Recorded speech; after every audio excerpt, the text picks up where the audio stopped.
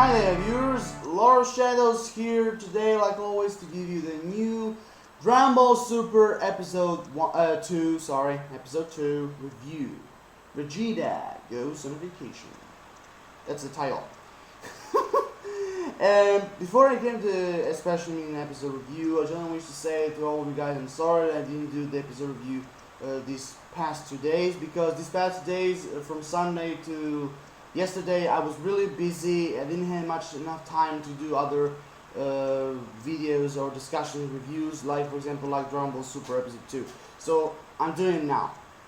So I mean I already watched the episode, and so I'm doing the episode review. So before I came into the actual review, I just wanted to say that this Dragon Ball Super episode was quite amusing.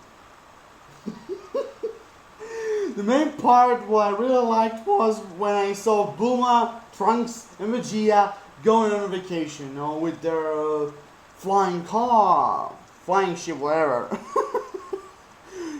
Oh my god! I mean, the first part of the episode, we know when Supreme Kai, King Kai, will just fly around his planet, enjoying everything, playing this stupid game.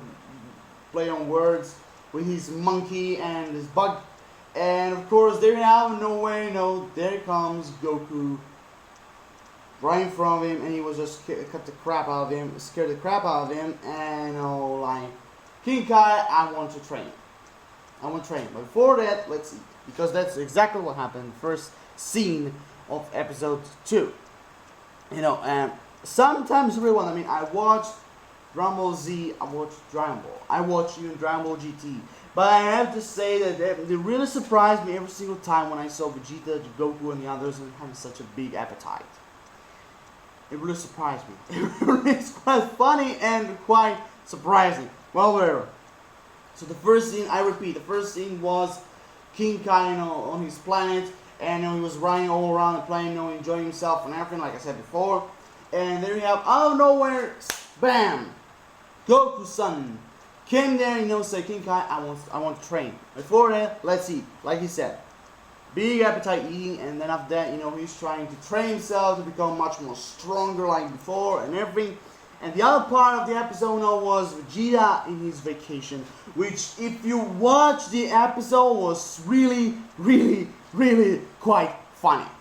Especially the one when they were riding to the sea. Bulma was, riding. Trunks was there, all sleepy, waking up and everything, and there you have Vegeta on top of the ship, just like that. That's a normal pose, normal grumpy pose, like that. I want to train, and they say, you want to train? You get training. They get all around, flying and going around in circle and everything, even across the woods, across the sea, across the water. Nothing. Just in his normal grumpy way. Like that. Is that all you can do? It was really great fun. Trunks was suffering because Bulma was just, across the woods, across the earth, across water. Vegeta feel nothing. Nothing. Just his normal grumpy face, normal grumpy pose. That's all. It was a part. Trunks even was he was not a word, because of all these three, he was the first one. He was the only one who suffered all this, turn around and circle all over across the woods and everything. But even Bulma, she wasn't even that happy at all. But of course, for Vegeta and to prove herself, she's the best, and I think she had to do it. All this, from the dressing shop, from the festival, where there are these fire dancers, like in the Hawaii, it was really quite amusing, because really quite funny, because no one of you had ever expected to see Vegeta going shopping with his family, or in a family trip, because they were in the dressing shop, in the amusement park. They were, they were in the restaurant, they were in the fire, they was in the fire festival, fire dancing, whatever, and only the same parts of this vacation, he was just like that. That kind of pose. Like nothing amused him. And now we find out the reason why he went with Trunks to the amusement park, because we even had a little bit flashback in the old design of Dragon Ball Z, like he was before when he began and everything. When you can see Vegeta and Trunks, fighting each other, training everything, and I said, if you give me the fist, if you can strike me right here in the cheek, whatever you want, we go to the amusement park. And of course, Trunks didn't do a thing, but Vegeta did a thing, right in the head, and he was all crying, like, you hit me, Papa, you hit me. And of course, I said, okay, don't cry, we go to the amusement park. It was so fun. No, because that actually really happened in Dragon Ball Z, but this conversation, but it was really quite fun. I mean, it was really quite amazing, to see the new graphics and the old ones. Like the old ones were this flashback. The new ones are the actual episode. I mean, the actual series. I mean, it was really quite phenomenal. I mean, it was really quite good and interesting. So after all that, all this going around amusement park, dressing shop, in the scene restaurant, where when Bulma said more food, because Trunks and Vegeta never lost their appetite.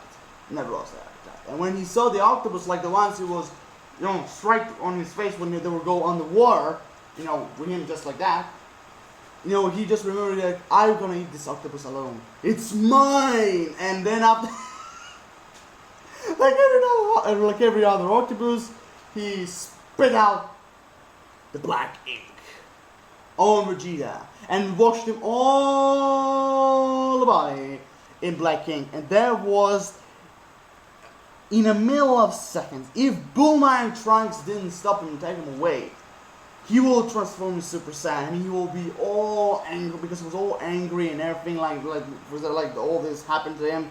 He was all angry and he was ready to explode, like he did in the fire dancing, because everybody was pushing and everything, and he said, okay, that's enough. Leave me, people, alone! And Super Saiyan, waving of power. And after all, because in all his vacation, he not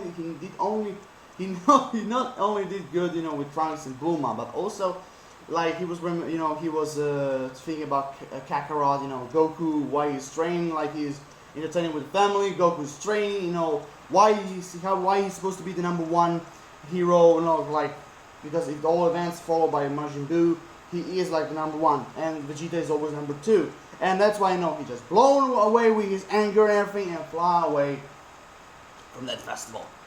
And the other scene we have, and also like I said, the other scene we have a little bit much more about Lord Beerus and everything. And before I get this actual part, the Battle of Gods is approaching.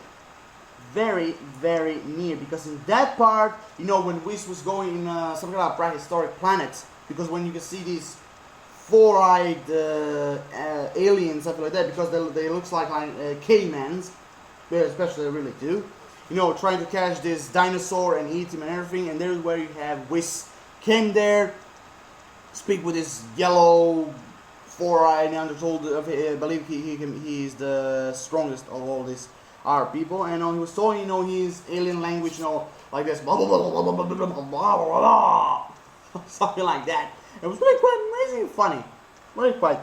And he was asking, please give the meat to Lord Beerus, because he really wants to taste the meat of a real dinosaur. Because in this planet and in this part of the universe, they are much more, how I put it, much more tasty and interesting and very, very famous.